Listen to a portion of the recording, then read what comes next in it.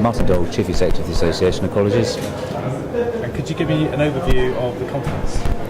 Yeah, it's been a really successful conference, a lot of high-level speakers.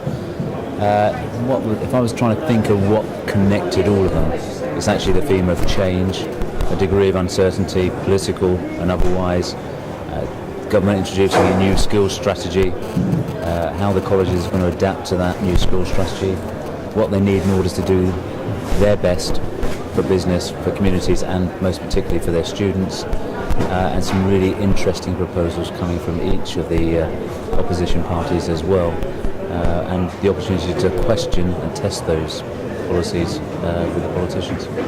What's next for AoC? Next for AoC is to actually continue to understand what the interests of our members are, ask them, understand, be in touch with them, and then to promote and represent those interests with each of the three parties in order to ensure that colleges, as I say, have the opportunity to give of their best in the future.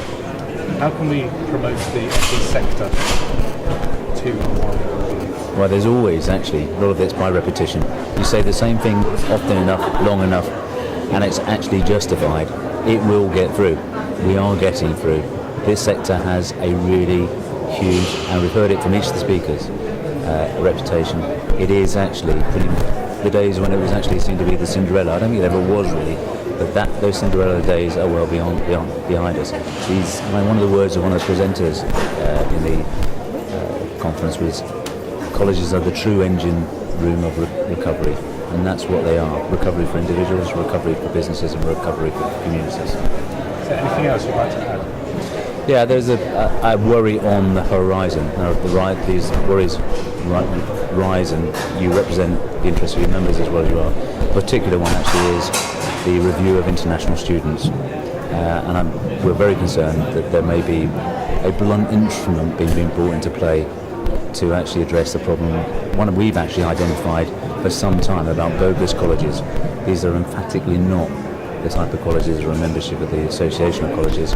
They're clearly closely regulated, actually regulate their own activities, but they're the type of colleges that use the name college but are not, and actually set up in a small room above a fish and chip shop, someone told me, and actually just are a factory for recruiting students for visas. Now that's wrong. We want to see those types of institutions out of business and stopping them from actually marring the good work that colleges do. What we don't want is, as I say, a blunt instrument that takes away the good as well as the bad.